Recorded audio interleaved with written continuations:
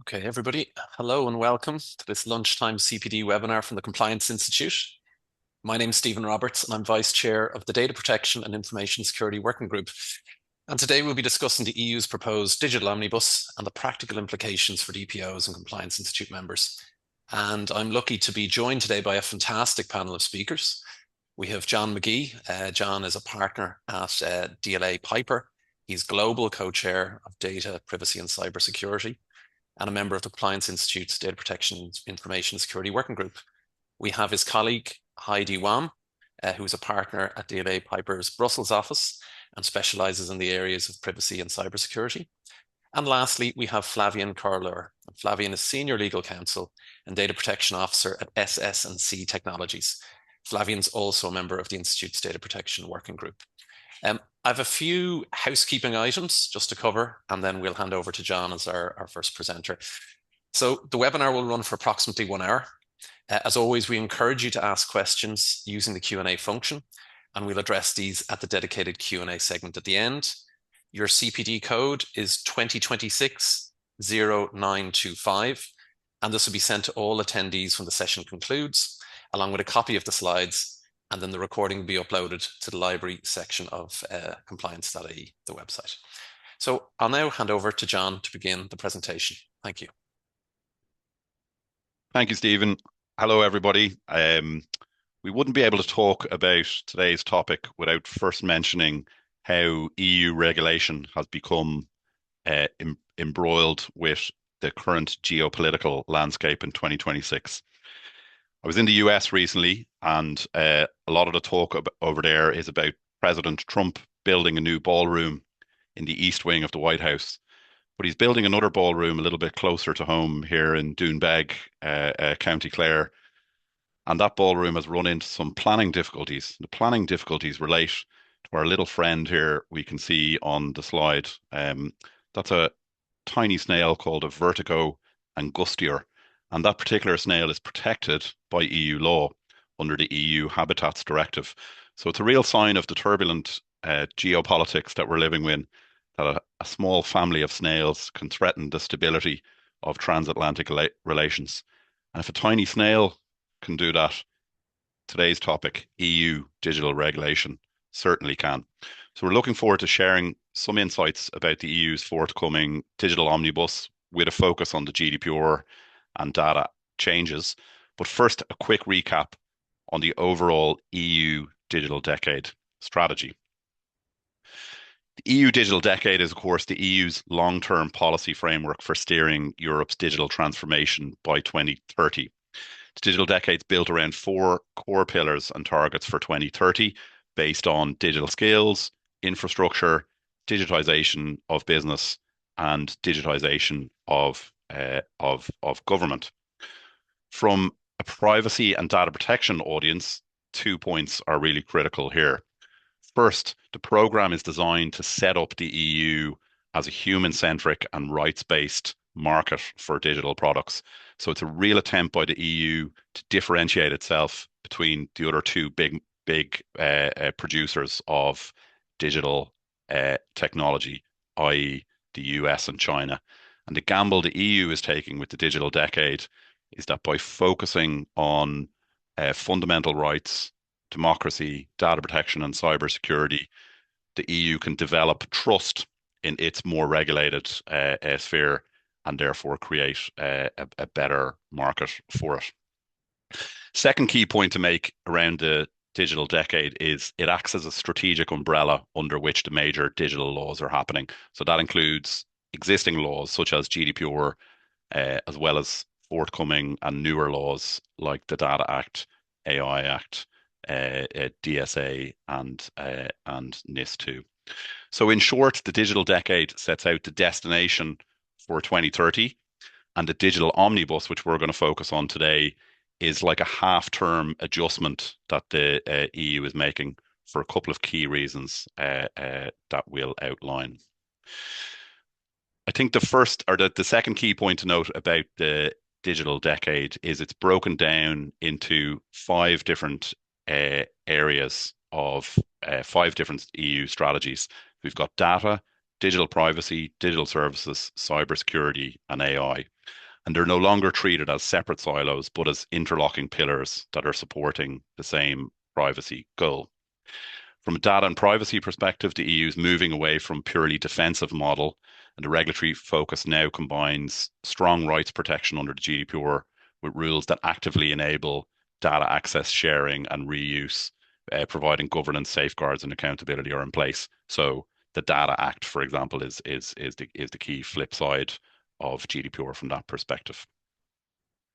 When we drill down further then into the digital decade and we see how the specific laws are set out, um, a lot of our attention at the moment from clients is focused on EU AI Act, the Data Act, NIS2, and indeed the Cyber Resilience Act. They're the main questions that the DLA Piper team across Europe are getting queries on.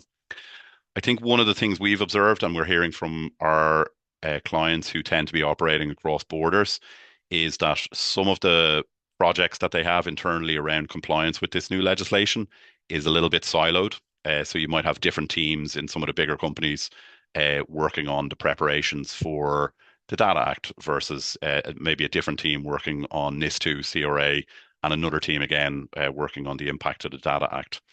I think one of the things we're hearing from some clients is that there's a benefit internally in bringing, for example, a working group together based around the digital decade in order to join forces and address some of the common themes that arise across the different aspects of legislation. So, for example, governance, security, carrying out of risk or conformity assessments, and contracting are all key elements required for implementation of many of the laws across the digital decade suite. In terms of the timetable, then things are coming thick and fast on the digital decade. So we're here in April 26, so we're a lot of the way through the implementation. Um, as I mentioned before, some of the hot topics we're getting at the moment tend to relate to EU AI Act, Data Act, and CRA, which is still not fully enforced, but also NIS2, which although it landed October 24, that's obviously a directive, so it requires implementation. Just over half, I think, the member states have implemented that now. Ireland is one of the lagging jurisdictions behind. So certainly from an Irish audience perspective, we'll be hearing a lot more about NIS2 as the year progresses. So that brings us on to the background for the digital omnibus discussion. So the first thing to note here, I think, is in terms of the drivers, is the heavy geopolitical background. So on the first perspective, we've been dealing with a lot of poly-crisis world for the last 10 years or so. I think a lot of the people on the webinar today will have been around for the Brexit panic of 2016 when we were all trying to rapidly put in place standard contractual clauses for our transfers of data to Northern Ireland on the basis of a cliff edge Brexit was going to impact data transfer. And then we've seen shock after shock coming through, and they'll all have had an impact from an EU perspective. The poly-crisis events then, sorry, I'll just pause back on the slide there with the poly-crisis events. The poly-crisis events are then interlocking with the 8 big mega trends that are happening in society today. And that relates to whether it's populism, anemic growth, particularly prevalent in the European Union, climate change, America first, and of course, the rapid evolution of technology. So the mega trends combined with the poly-crisis elements have they're not isolated events. Each one is making the last event worse. We've seen that in recent times with we've all become depressingly familiar with the Straits of Hormuz and the impact there on prices at the pumps and indeed fuel protests that have taken place in Ireland. So every time an event comes along, they're not isolated, they stack on top of the other ones. And so the instability that they create isn't temporary. It becomes structural and it's driven by these mega trends that reinforce one another. And that's changing policy behavior. So here in the EU, and for today's purpose, we're seeing governments leaning into control, security, and sovereignty. And that's especially prevalent around technology, data, and critical infrastructure. So for business, the practical impacts of these trends are more rules, more overlap, more divergence across countries. Compliance gets heavier and execution slows. So the digital omnibus is Europe's reaction to this from a digital and data regulatory perspective. They're trying to recreate coherence in the digital rule book so that the EU can move faster in a higher risk world. That's the theory, at least. We can get into discussion whether or not we agree that this is the right way forward. But right way or not, the change is coming, and members do need to start their preparation. So, in terms then of they're the macro trends that have driven the origins of the digital omnibus. And the other piece then is the regulatory landscape. So by 2025, the EU's digital rule book had grown to encompass an unbelievable 100 technology-focused laws with over 270 regulators active across member states. Unbelievable, isn't it? Businesses, particularly tough on SMEs, are confronting a thicket of overlapping obligations. So whether that's the tension between multiple cybersecurity reporting, like we see under DORA and GDPR, or the unclear interplay between the GDPR and emerging frameworks such as the AI Act. So the and plus the divergent national implementation of what's supposed to be harmonized rules. So the Draghi report was a big influence in terms of the current policy and the digital omnibus that we're discussing today. Draghi's central thesis was very stark for Europe when he published his report in September 2024. Europe's losing on productivity. The gap with the United States is huge and largely explained by the tech sector, a sector in which only four of the world's top 50 companies are European. So Draghi identified regulatory fragmentation and excessive administrative burden as a contributor to this. So the proposal was first presented really recently. So it was the 19th of November 2025. I was in Brussels with Heidi and the team, with a lot of our clients the day the announcement came out. So the digital omnibus package comes in two parts. So we've got a a digital omnibus that's focused on AI and changes around that. And then we've got a general digital omnibus that's covering data, privacy, and cybersecurity rules. So it's the second of those that we'll focus on today from a data protection perspective. The other one is important as well, and we'll come back to that topic um, uh, uh, as the year evolves within the Compliance Institute. The Commission is estimating that the changes, the simplification steps that are outlined in the omnibus could save businesses around 1 billion euro annually, and up to 5 billion by the end of the digital decade in 2030. So it's very ambitious. Obviously, this is all happening at the same time as the ongoing geopolitics. So none of this is happening in a vacuum. The omnibus was launched in a period of really heightened tension between the EU and the US over tech regulation. The Trump administration was explicitly linking tariff concessions to demands that the EU soften the Digital Markets Act and in particular the Digital Services Act, with senior US officials characterizing European digital regulation as a barrier to a broader trade deal. The US administration has also issued personal sanctions against the former Commissioner Thierry Breton, who was one of the key architects of the DSA, and notably none of the changes proposed within the omnibus relate to that. So a little bit of toughness and steel there, you could argue, from an EU perspective. So that's a little bit on the background, the theory, what the omnibus is doing. I'm going to hand over now to Heidi over in Brussels to help us delve deep into some of the changes and what they mean in practice for Compliance Institute members.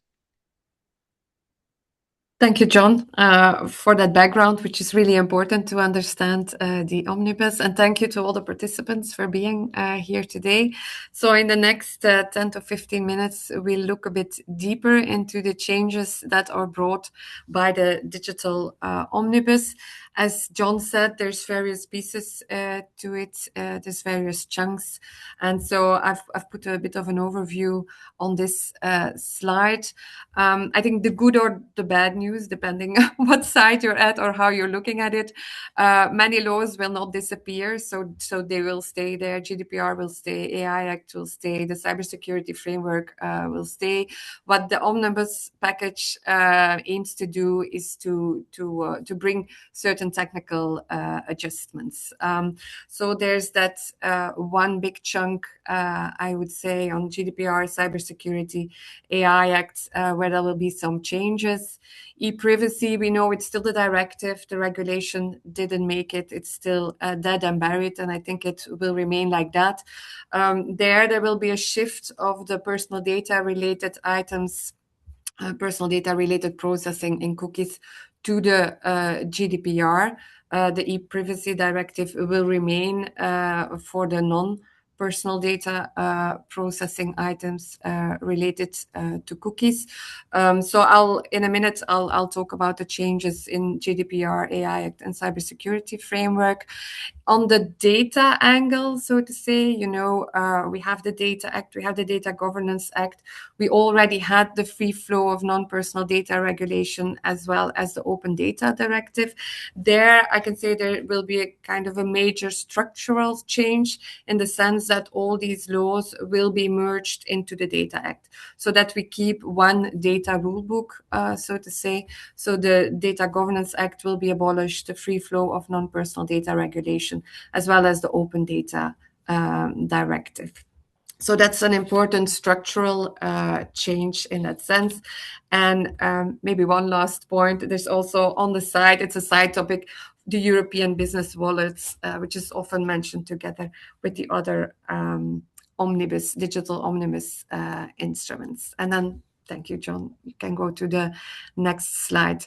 So we look at some changes from the outset. I want to say it's not a total recast of these digital instruments. So it's in a certain way, it's targeted changes to simplify certain things. I leave it to you to judge whether they succeed, also to ease the burden for companies. So it seems a bit like a patchwork of changes. It's not, at least I find it's not like a very structured whole of changes. So one of the changes, and that is where the EDPB is probably most opposed against, is that there will be tweaks to the concept of personal data following the EDPS versus SRB judgment, which I assume is all known to you. There's been a lot of talk about that. So the idea would be, at least that's my reading, how that the concept of personal data becomes a bit more manageable. Because as you know, in the Breyer case, which was about dynamic IP addresses, I think there the CGAU really overstepped itself a bit and really overstretched the concept of personal data, and in particular the element of means that are reasonably likely to be used to identify a person. It went very broad, making it like kind of almost impossible to have a data set that would not qualify as personal data. So there would be a tweak there on that concept. Then there's something on data breach notifications. We'll see there's a broader change for reporting obligations under other laws too. But so under the GDPR, I think that's a good change. The deadline would be changed to 96 hours, and the threshold for notifying both to the DPAs and to the data subjects would be the same. So it would be high risk. So no longer just a risk, but also a high risk for notification to the DPA. I think that is an interesting change. AI is, of course, everywhere. So there are some tweaks foreseen in the GDPR to cater for the extensive use of AI. Processing for AI development and operation can be based on legitimate interest. I think many companies are already doing that, but it's kind of a confirmation written in there.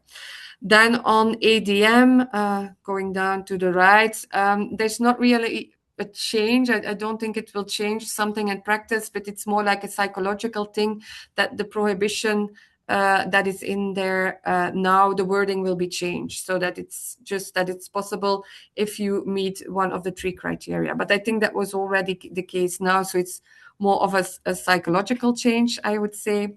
There would be an ease and transparency obligations where there's already a direct relationship. So as I said, it's just targeted changes in certain articles, so not a comprehensive recast, and it goes in many directions, if I can say it like that.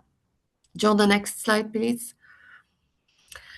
So as the part on cookies, at least the personal data processing part of cookies will be integrated into the GDPR, we'll have a new list of definitions that will come from the e-privacy directive, and that will be included in the GDPR. There will be a confirmation that further processing for archiving for certain reasons is deemed compatible with the original purpose of collection. Then under Article 9, I think that's a welcome development. There will be some further exception grounds for the use of special category data for AI development and operation, of course, within certain limits, and for the use of biometric data for identity verification. Then in terms of let's say simplifying things and bringing things to a more EU level, is the proposal that the EDPB would come up with a list of data processing operations for which a DPIA is mandatory, and there would no longer be national lists, so it would be a central list, and there would also be a template. And I think today I just received an email that there's a call from the EDPB to provide inputs on their templates. Then in terms of the rights, there's a targeted change for the rights of access. I think we have seen, John, the last 6 to 12 months or even longer, a steep increase in data subject access rights, which is probably also to do with the extensive use of AI in that area. Many access rights, you can question whether the data subject is really concerned about its personal data or whether the data subject is actually trying to achieve something else, especially in an employment context where we have seen this big increase of access requests in the context of dismissals. So there, the proposal would seek to introduce kind of a new exception, so to say, that the controller would be able to charge a fee or refuse a request where the controller could establish that the right of access is abused. So next slide, John. So that was on the GDPR. As I said, cookies will be integrated into the GDPR. So there will also be an obligation to record a user's refusal of cookies for a certain period in time to avoid consent fatigue. And there's also the plan to have the universal setting-based mechanism, recognized mechanism in browsers, apps, and so on, to indicate preferences. So that are very specific changes on cookies. And then the next slide, John. So I already talked about the changes in the incident notification under the GDPR. There will be a broader change, at least it's contemplated, and I really hope it will come through, because I think it may ease things for companies. The idea is to have a harmonized incident notification portal or platform. We would need to see what form it takes, so that companies can use that platform or portal to notify, and then the notification would be dispatched to the relevant authorities depending on the laws to which a company is subject and the authorities to which it need to notify.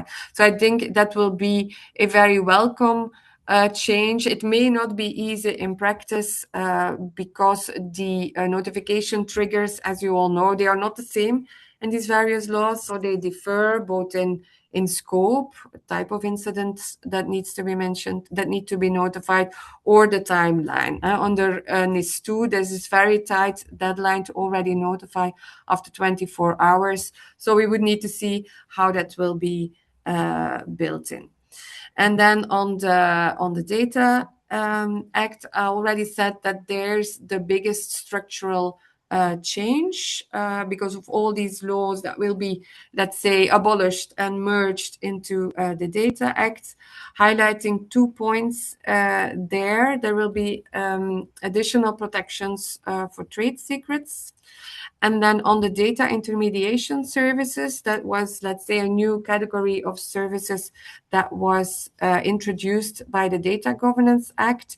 It was a mandatory regime in the sense that if you complied with the definition of data intermediation services, you came within the scope of that section of the Data Governance Act. It came with a number of obligations, and one obligation that was particularly challenging was that you needed to provide the data intermediation services through a separate entity. And for companies, that was quite challenging. So that will be changed. It will become a voluntary regime. So you can choose whether you follow that regime or not, and in which case you need to follow the relevant obligations. And also the separation requirement will be turned into a functional separation requirement, so that the service need to be functionally separated, but not necessarily in a separate legal entity. Then coming to the next slide on the AI Act. So the AI Act will remain there. I think certain companies or parties wanted it to disappear, but it will remain. There's a few targeted changes there too. The AI literacy requirement, which was incumbent on providers and deployers, will be shifted to AI literacy obligation for member states and the European Commission. I'm not really sure what to think about that change. I think in the end, when you use AI, and if you want to embed it in a good way in your business, you will need to make sure that all the employees and relevant stakeholders are AI literate. So it may disappear as an express obligation, but it probably remains a necessity for a company to do so. And also from an ethical point of view, it may be important to do that.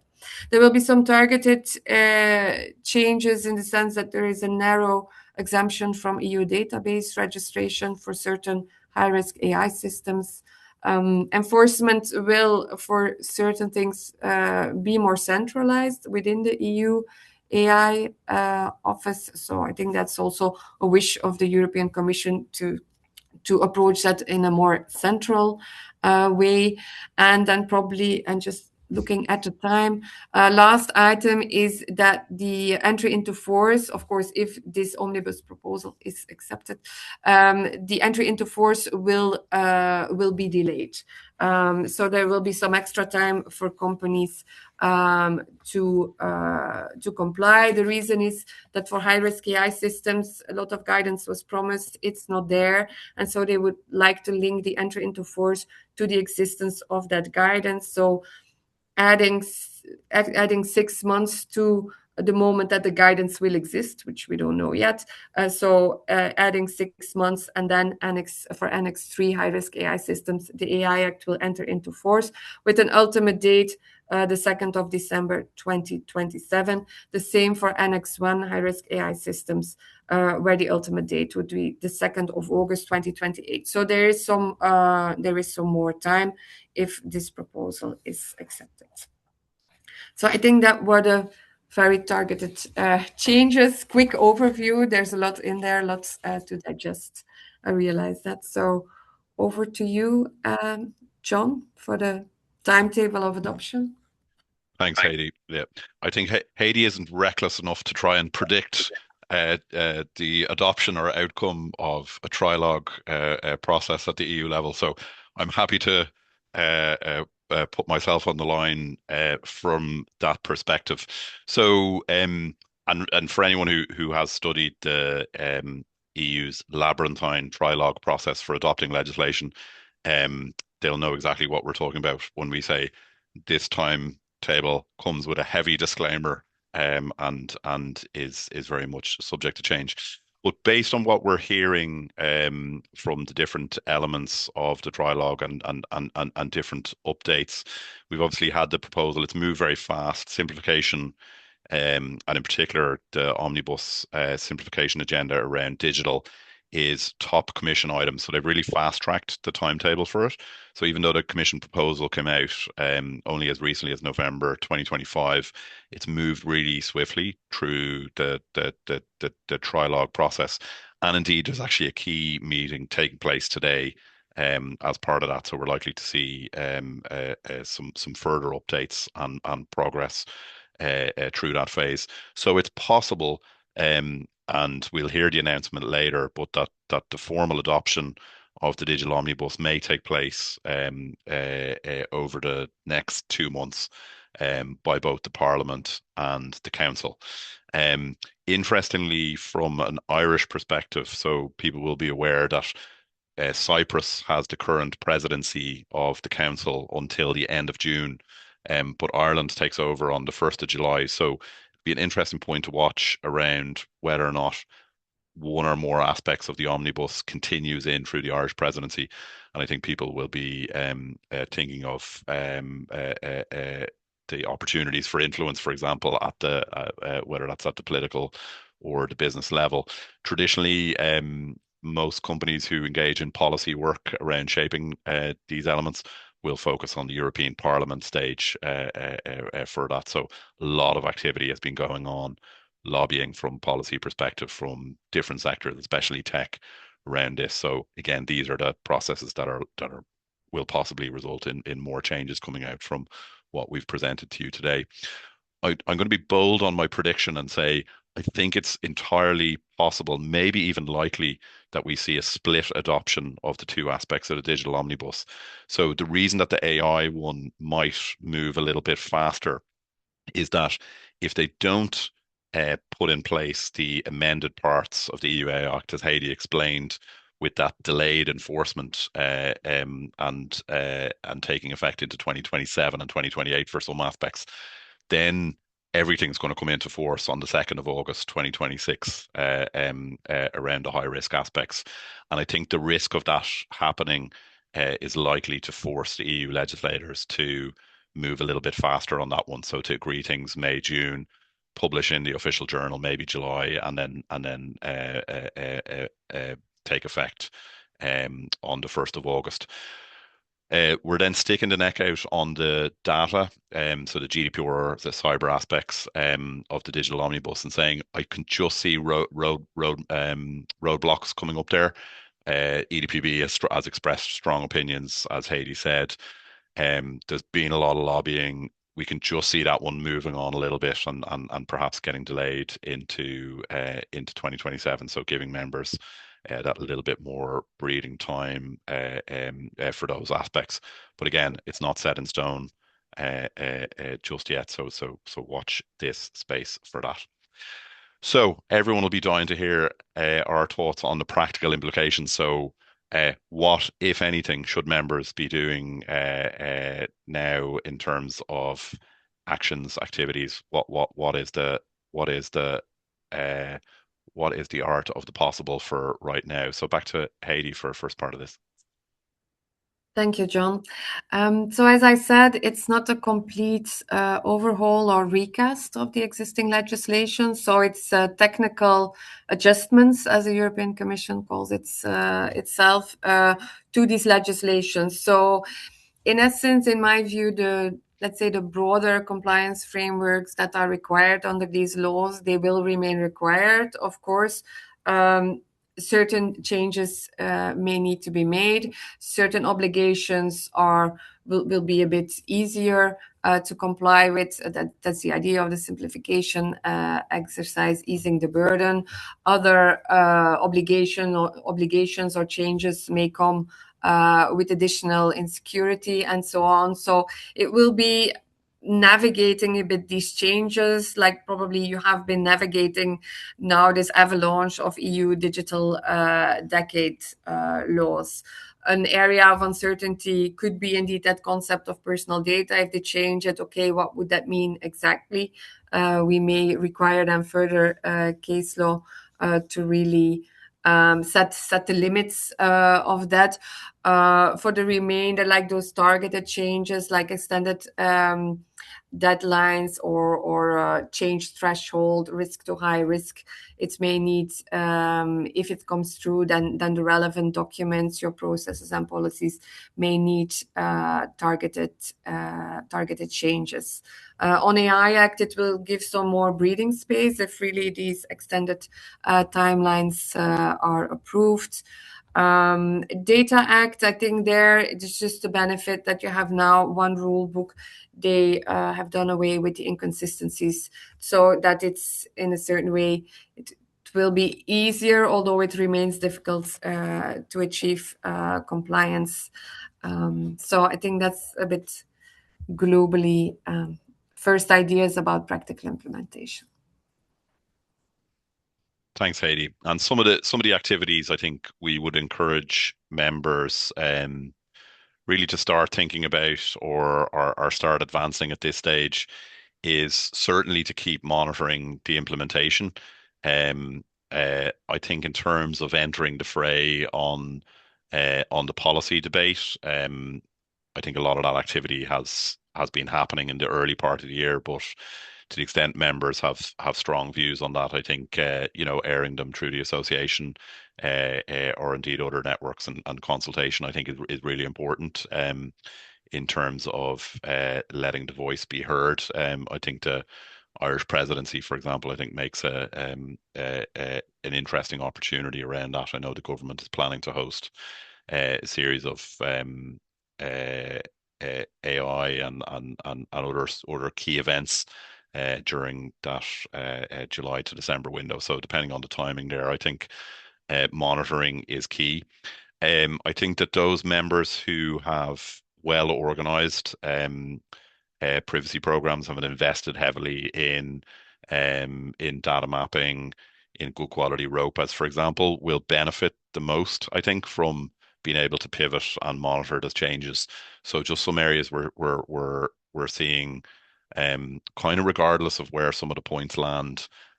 These are areas where we think a little bit of time and effort might usefully be expended in planning for the changes rather than necessarily maybe implementing the changes just yet until the final shots are fired on that. But certainly data mapping, as Heidi mentioned, that's probably one of the big ones is the updated definition of personal data. Just checking, is our ROPA mapping, is it granular enough to enable us to make some determinations about what might come out of scope, for example, of a GDPR program, I think is going to be a big one. A lot of members will have been doing a lot of work around transparency and DPN, so there's been a lot of obviously enforcement action in that space. It's one of the big areas where we've seen companies revise their approach, for example, to data protection notices on the basis of the DPC's WhatsApp decision and indeed a few others where we have seen the goalposts move massively. So having a look at those exceptions, I think, is going to be interesting, or at least whether or not you have the ability as an organization to look into those. And then the changes on cookies, I think this is going to be big because it's not just theoretical and it's not just compliance, but this is likely to result in some actual changes to maybe the way our cookies banners, websites are designed, etc. Those are always the kind of projects that it's really important to build that stakeholder engagement around web teams and other aspects to let them know that something might be coming in this regard and that maybe some technical changes as well as just paper-based compliance changes are coming. So I think it's about taking a measured approach at the moment, really focusing on the changes and then doing some of those broader steps to be ready for implementation work coming swiftly with the new rules.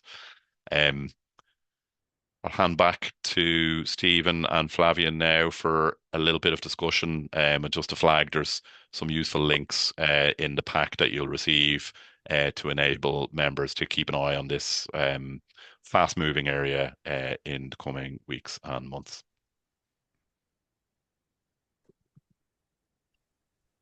Right. Thanks, John, and thanks, Heidi, for that really detailed set of slides. A lot to dig into there. So I'd now like to welcome Flavian to the panel. And as John mentioned, we're going to have a Q&A session with our panelists. And I would encourage anyone watching to put their own questions into the Q&A box as well. We'll try to get it to as many of those as possible within the time we have remaining. So Flavian, I might start with you. An easy question, I guess. Many of us watching this webinar will have the question of, is it time to panic? Stephen, John, Heidi, thank you for those amazing slides indeed. So I suppose, Stephen, at the outset, the sound of the digital omnibus might be overwhelming, taking account that it impacts about 13 pieces of EU laws regulations, including 9 EU regulations, 6 of which amended, 3 being repealed, plus another 4 EU directives, 3 of which amended, and another 1 being repealed. So, and again, looking at the slides from Heidi and John, when you look at the sphere of frameworks being impacted between data protection or GDPR, Data Act, AI Act, DORA resilience, which we just went through in the last 15 months, it might be overwhelming, but if we take a step back, data protections back into the EU directive basically was not only about protecting the right to data protection, but also to facilitate the free flow of data within EU member states and also from the EU third countries, including USA. This is why, for instance, the EU and US basically signed the EU-US data privacy framework back in 2023 for economics, for basically allowing the business increase between the the EEA and the US. So very much on foot, as John was explaining, it's very much a question of the EU basically wishing to implement what they called back in 2025 February a simpler and faster Europe, basically. So no, I think that no, I would not run like in Forrest Gump. I would rather say, well, let's take a step back here. Firstly, I would recommend bringing awareness within the company. Definitely, awareness is absolutely critical now. Don't wait. Bring awareness, and I suppose, following John's statement on avoid silos, I would definitely reactivate any working group that may have been business agnostic, basically that may have been working on resilience, DORA, data protection, cybersecurity, you name it, heavy, basically by reactivating the working group and ensure basically that they are well aware, getting familiar with the proposals, yet potentially amending, but again, being ready for any clients' questions, because clients, for any size of company you may have, SME or not, clients are going to start questions, are you ready? So showing awareness, starting being ready, I think is critical indeed, yes. Thanks, Flavian. So yeah, some practical steps there, and just I guess to build on that, John, in terms of what companies should be doing now, is it somewhat a question of wait and see? Yeah, I think there's an element of that, Stephen. But I do think there are practical steps that members can be taking. So yeah, I'd agree with Flavian. It's definitely not a time to panic, but a little bit of measured activity, I think, would be appropriate. So I think Flavian touched on there. I think the governance approach, I think, is really important. So, and maybe not just members that have had previous committees, or, cross-working group committees, on, for example, built around digital decade or some of the subject matters.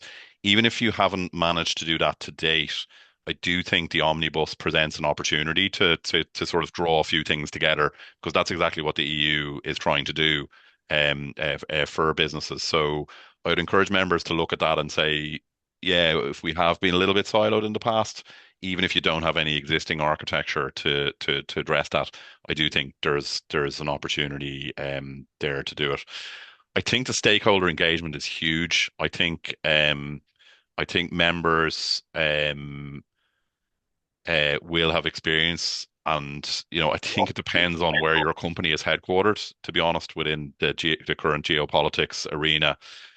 Certainly US-based organizations, we've seen massive fatigue and indeed some maybe even politicization of the view around EU digital regulation because it's come into the mainstream political discourse that this is all, Brussels is a complete waste of time and effort, etc. So compliance officers who are facing that sort of hurdle, in addition to just the logistical challenge of getting through it all, I think have to work a little bit harder on the stakeholder engagement piece and have to be very thoughtful and mindful around the messages and how to build things.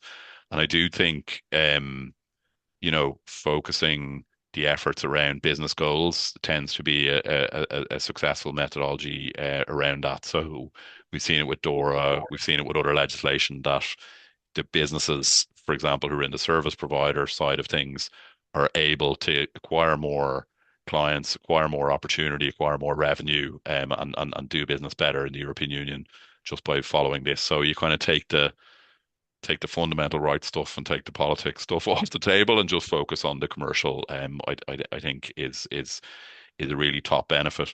And then drilling down, Stephen, I think, look, like everyone will have seen when they heard from Haiti, maybe, or they've been doing the read around on some of these steps are quite big, aren't they? In terms of practical, like the change to 96 hours on reporting, change to high risk, like these are big steps and they're going to have huge practical implications. So I think with the project planning around Digital Decade is focusing on those areas of change and activity. So breach reporting, I think, is huge. Starting to get to grips with that. Okay, what we need to change, what policies need to change to come into that.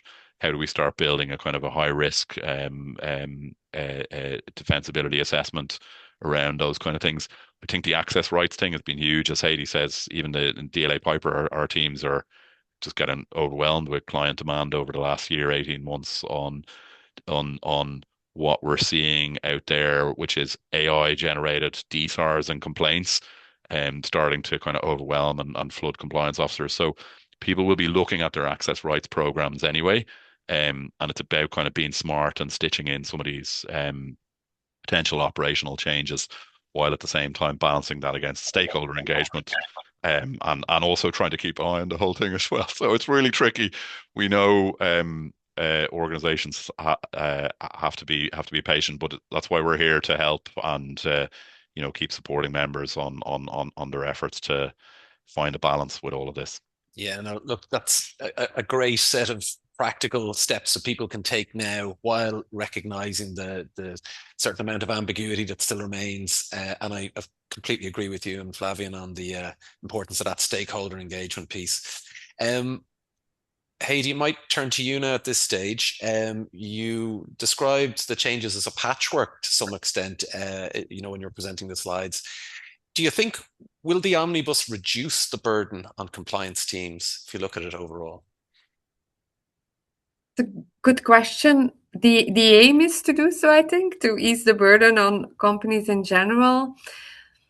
In practice, I'm not so sure. I think probably the overall burden will remain similar, but I do believe that certain things will become easier, like writing in exceptions to Article 9, specifying certain things. I mean, it will then be easier for compliance teams like to do analysis and to say, okay, to their company, you can do this, instead of sometimes now trying to find certain way workaround or very extensive legal analysis because it's not really written into the law. So I think those things will help and make certain analysis easier.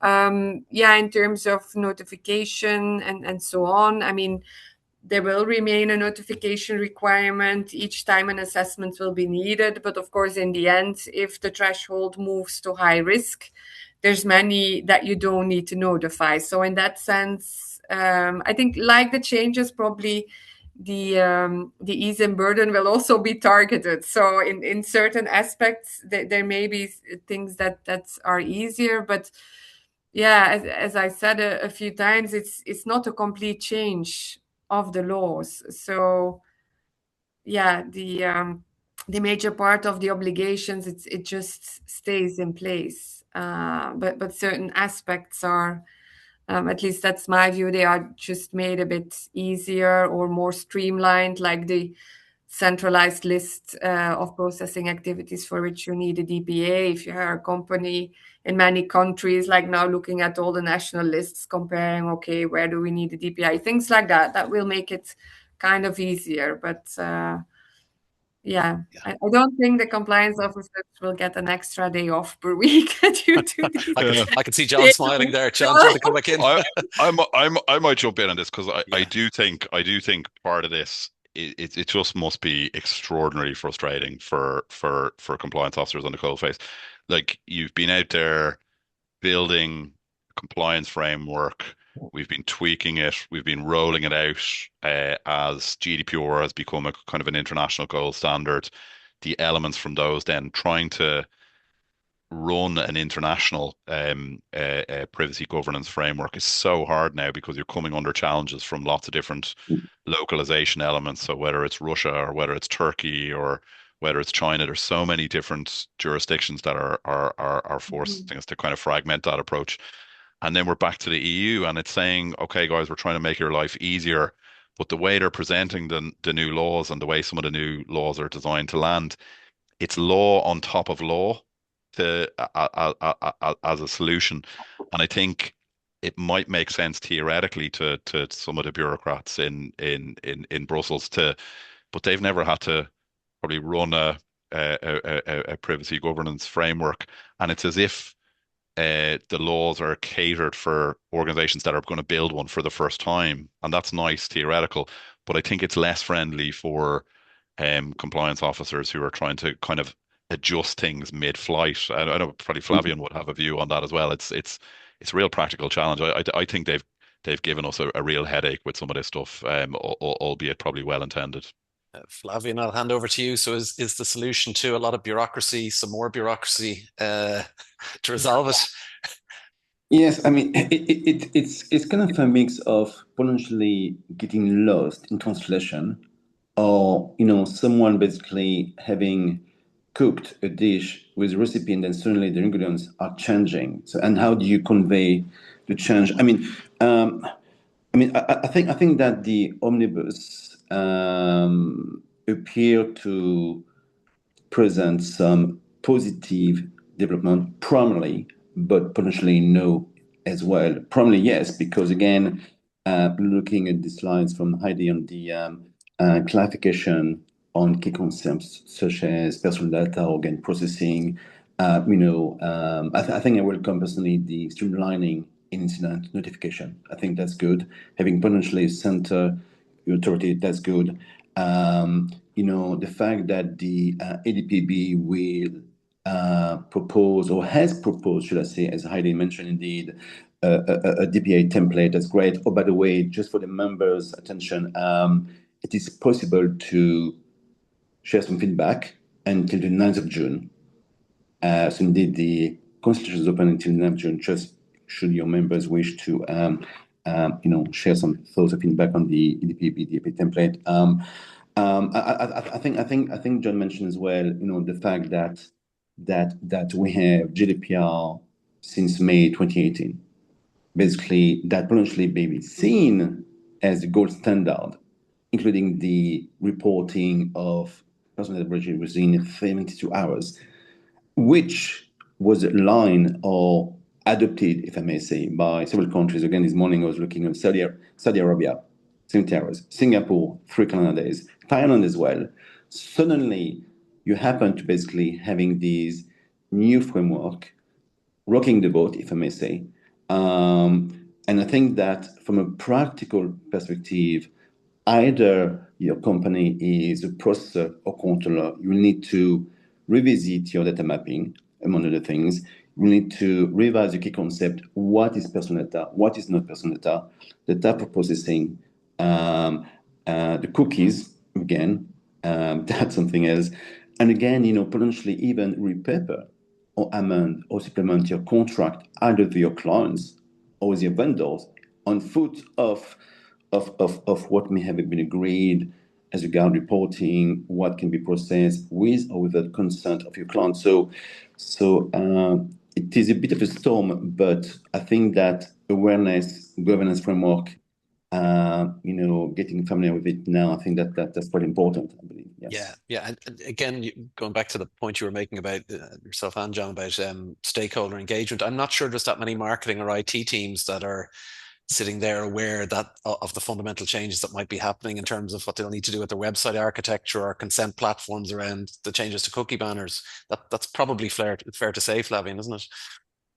Yes, absolutely. And again, even from a privacy policy or privacy statement per se, if you look at certain clients or certain third parties, privacy notice on website, and even the cookies, and again, even Heidi was mentioning that the cookies refusal will have to be recorded as well. So to what extent is even a process on that front, for instance? So again, as John and you just mentioned, I think that bringing awareness within the company, within the organization, and make sure that that there is either the former governance working group ready, reactivated, or if there's none, that one is being set up now, including IT, business, cyber team, the legal team, the DPO as well, and even from an HR employment perspective, the internal employees privacy policy from a personal data perspective, and even the checklist that HR may have as regard data access requests. Again, that being changed on the Omnibus as to what extent data access requests may be seen as abusive or not. So there's quite a bit, not only from a business perspective, but also from internal employee angle as well, I think. I'm conscious of time, so I might just come in with a question from one of our attendees. I leave this open to the panelists who might like to reply. Do we expect to see a Schrems 3? So, John, over to you. I think it's probably inevitable. I think the question is, where does it come from? So I think likely contender number one is the existing challenge to the DPF framework brought by the French MEP Philippe Latom. So he lost at the General Court, but is likely to appeal that to CJU. So that's a question based on the European Commission decision to approve the DPF framework with the US. I think an interesting point on that one, maybe in favor of the Commission having another win on there, is the reference date for that decision is July 2023. Ancient history, in geopolitical, deep into Biden's second term as president of the US. So have things changed on the US end since then? Like absolutely. And what are the fresh facts there that we need to look at? Could also come, interestingly, in a curveball scenario, via some of the appeals that are going on in the Irish courts, in particular around TikTok and the DPC's decision around transfers there. So that's kind of a curveball option that Schrems 3 mightn't even be about the US. It might be about China transfers. That could be interesting. And then there's an option 3. Is it some other complaint? Is it a direct action from Schrems or another activist that we haven't, isn't in judicial process yet, but might get there quicker than some of those other options. So I think it's an inevitable. The question is what direction is it going to come from? And hopefully, for Compliance Institute members, like unfortunately, the facts that arrive before the courts on these decisions they're never the facts of a normal, simple, business or a normal, simple transfer. They're usually quite worst case in their scenarios, and then we all have to live with the consequences of the legal precedents that emerge from those. That's one of the really tough aspects of data protection enforcement, that we're all dealing with the fallout from business models that are very, very different when it comes to personal data handling from maybe from traditional members businesses. Yeah. Thanks for that, John. I'm looking at the time. We might have time for one more question, and then we look to wrap up. So Heidi, I might pitch this question to you. When we look at the future, the impact of the Draghi report, the EU simplification agenda, are members likely to see more of this type of legislation in the coming years? Like, is this the start of a process where there'll be further changes, further laws coming in? What do you think? Yeah, it was definitely the start of a big process because, of course, the omnibus is in the digital field, but we've seen it also in other fields. There was an omnibus in agricultural, defense, chemicals, and so on, which also affects the members, but from other angles. So this one seems now it's kind of a comprehensive piece, but yeah, I don't exclude it because there's many more, let's say, items untouched, or there's many of these laws they are entering into force, like Data Act. Everyone is really struggling with it because it's a very complex piece of legislation. So yeah, probably going forward, also in view of further developments like the data spaces that are coming up in various sectors and so on. Also, I think in most of the legislation, you have kind of a review written in there by the European Commission at certain stages. So, but yeah, that's also probably for Europe something to bear in mind, and linking back to what John said, and like if you have to manage this, but you are managing a global privacy framework, it's one thing to say, okay, we think this will ease the burden, but if you keep on pushing those packages, it becomes even worse than how it was, of course, because you each time you need kind of to change direction. So it's hopefully they also find kind of a balance in there. So, but I think there will be things to come. Plenty of agility needed for Yeah, GDPR Yeah, compliance. Yeah, I Flavian. think Yeah, even if you look at DORA, as an example, DORA basically is a regulation which was supplemented by a high number of Commission delegated regulations over time. So basically, when you think about it, you had to wait, or pretty much you had to look at the final piece as adopted, as published, of each of the Commission delegated regulations, supplementing DORA to be able to implement. So I think that the EU regulatory framework is simply going to evolve on a permanent basis. Basically, yeah, I don't see how they will stop. I yeah. think this is going to be a permanent, basically, environment. Yeah. No, that's very fair. Well, look, we're coming up on 3 minutes past 2 o'clock. First of all, I want to say a big thank you to our three panelists today, to John, to Heidi, and to Flavian. Excellent set of slides, John and Heidi. Great discussion in the Q&A as well, with the three of you with your insights. And I think all of our members on the webinar, thank you on their behalf, for the insights and advice you've shared. Thank you to everybody who's attended. As I say, we'll have a recording of this up on the website in due course, and we'll also have that deck of slides and the CPD code being emailed out to everyone. So wishing you a good afternoon. Thank you and goodbye. Thank you. Bye bye.